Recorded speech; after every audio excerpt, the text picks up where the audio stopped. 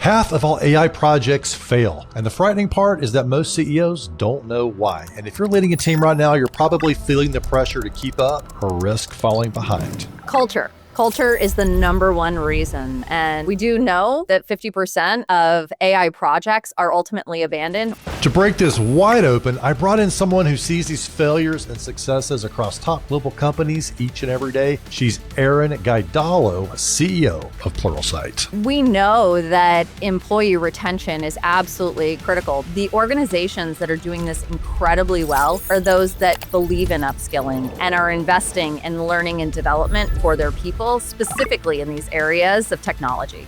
You're going to learn the real blind spots that cause AI projects to stall, the hidden costs that leaders overlook, and the steps that high-performing teams take to actually finish what they start. It is in the realm of billions of dollars that are being thrown away when you have these projects that are going south. You'll also find how to baseline your team's true AI readiness, how to build a culture that prevents failure, and why ignoring AI tools that your employees are already using actually creates massive risk. 2/3 of your people are already using these tools. You can actually create significant amount of inadvertent risk. If you want your next AI initiative to succeed and not stall, this is the episode you need. Let's go.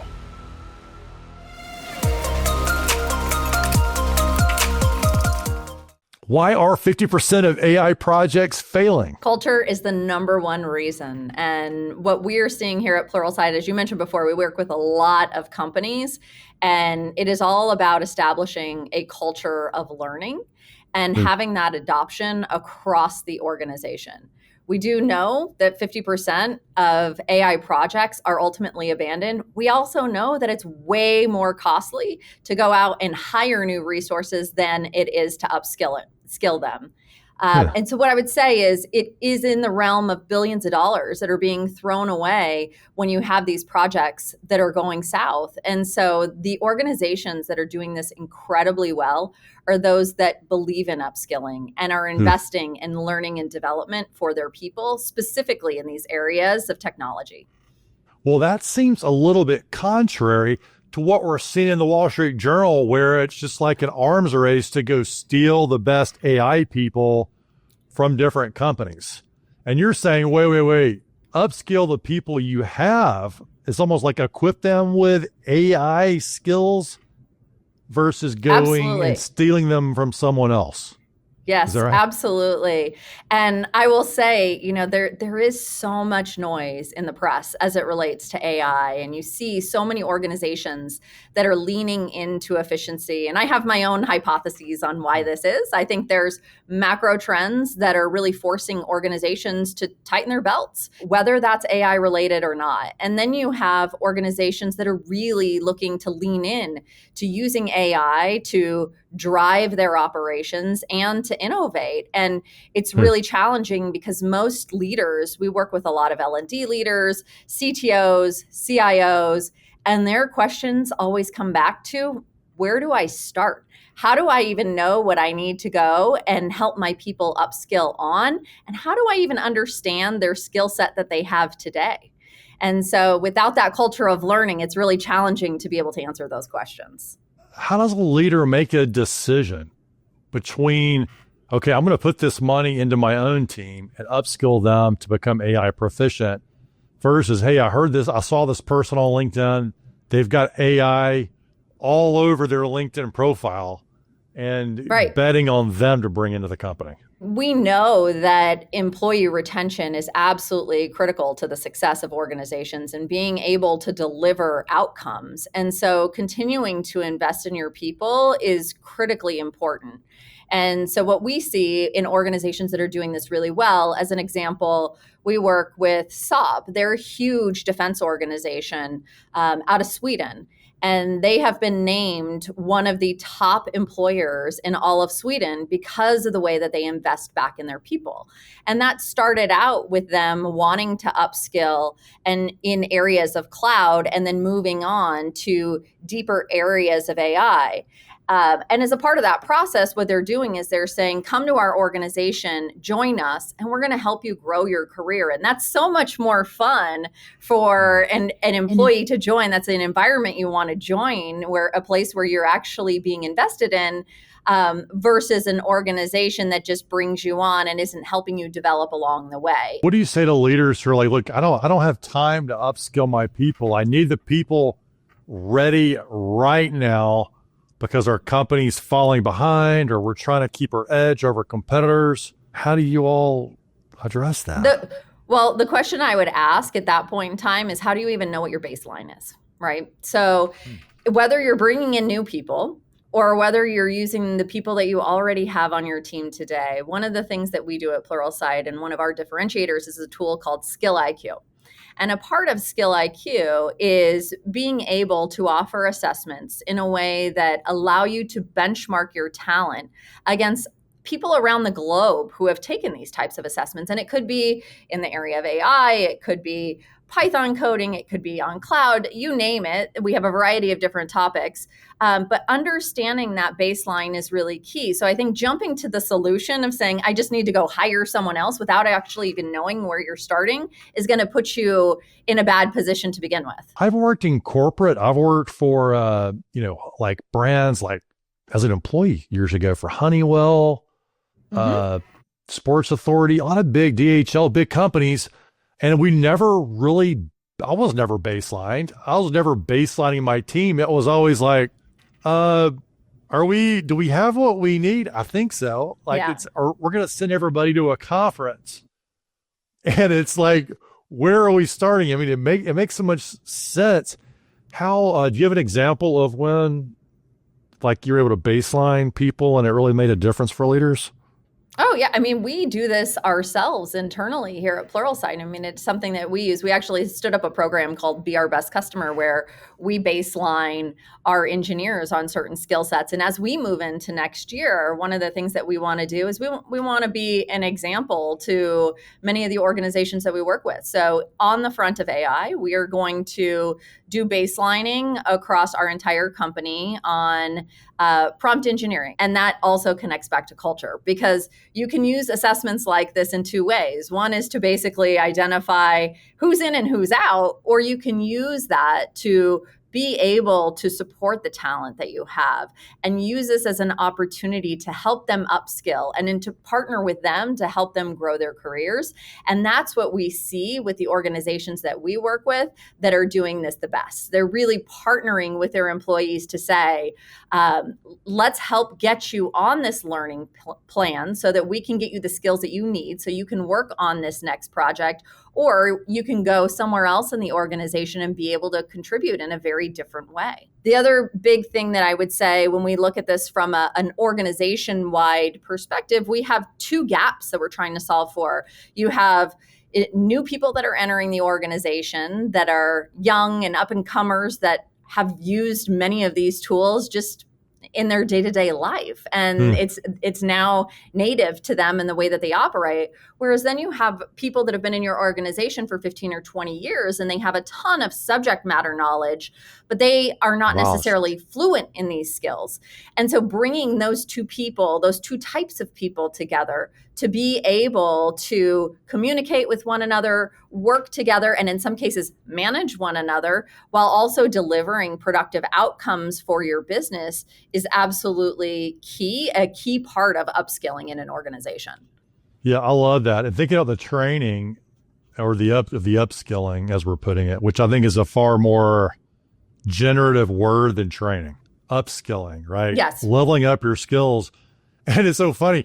It's like you may not need to make everybody go through every part of the modules if they already are proficient in this area. And like the old school way is everyone's got to do every single little thing.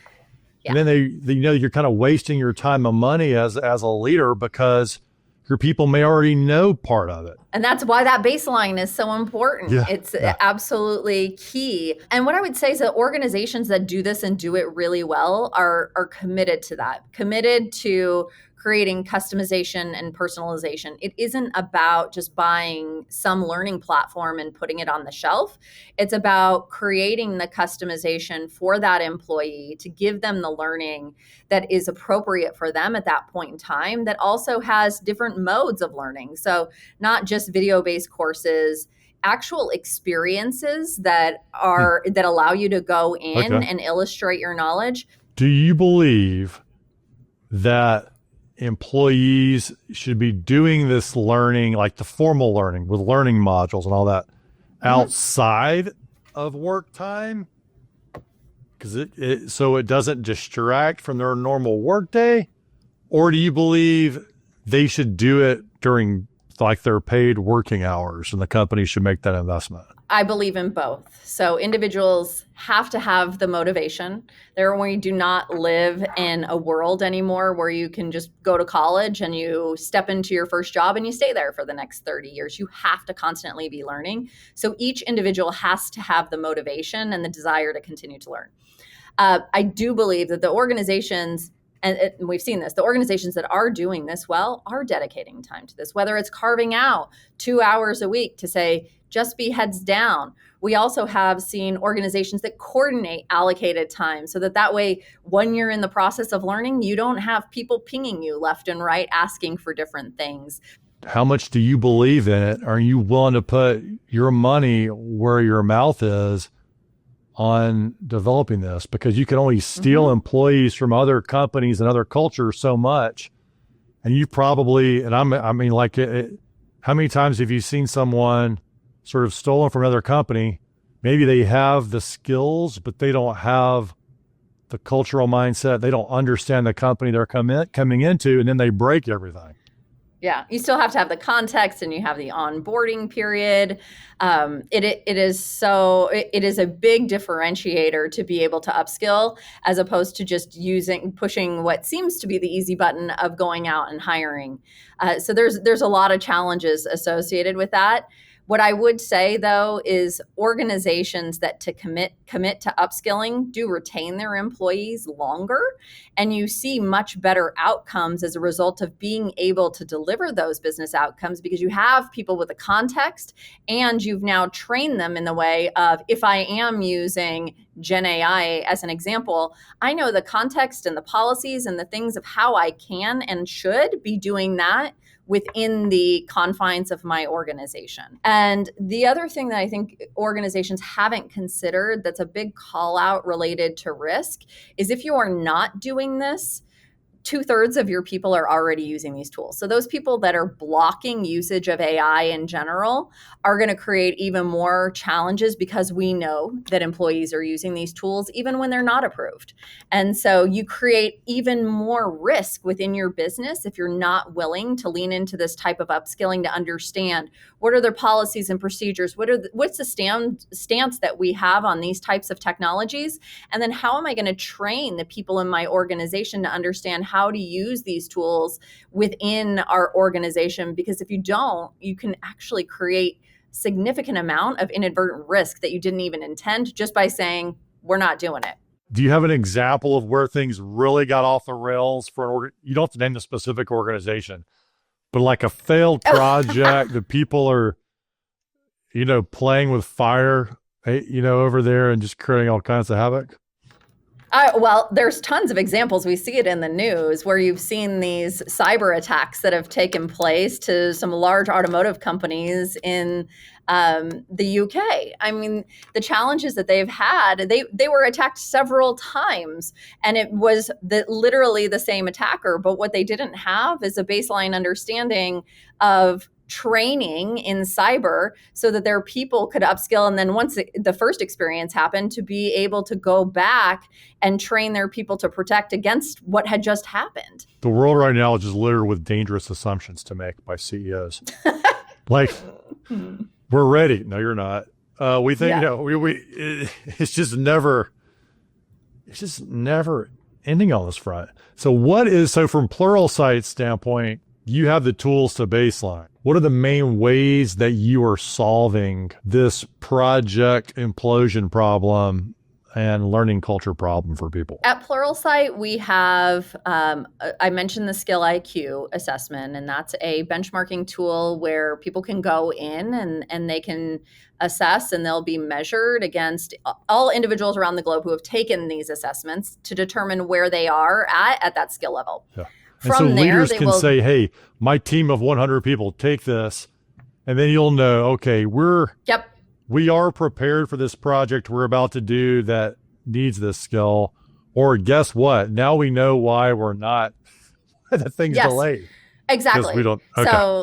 So Yep. I actually just did this myself for prompt engineering, and I'm doing it with my entire executive team. So we'll have a benchmark of where everybody is at, and we then allocate specific training for that topic that will help you Yes. move along that curve. And as a part of that, there's a couple of things that we will deliver. One will be labs and sandboxes, like I had referenced earlier, where you'll actually get the ability in a very safe environment to be able to go in and utilize these tools without creating any additional risk And for you your provide the organization. tool access on your That's right. platform. Okay. That's right. The other thing that we do that's not platform related is a lot of organizations like to work with us on instructor-led training, or we have many of our authors who will come and do author talks. So you get the experience of not just being able to go into the platform and having a digital engagement, but you can have an in-person engagement model or a Zoom engagement model where you can engage very much like you and I are doing today. That for some folks, it's really helpful. And then we have the ability to go back, and once you've gone through all of these experiences, you can then do the skill IQ again and be able to measure your efficiency. And where this gets really cool is, as you referenced, leaders can pull this information together with teams. So if you think about transitioning to the cloud as an example, you might start out with a very low score, do all of the courses, the experiences, and be able to come out with a team who feels totally prepared, and they've had the ability to operate in this test environment. So when you're now going to give them access to the actual cloud environment, that you have confidence as a leader that they're capable of doing the job at hand.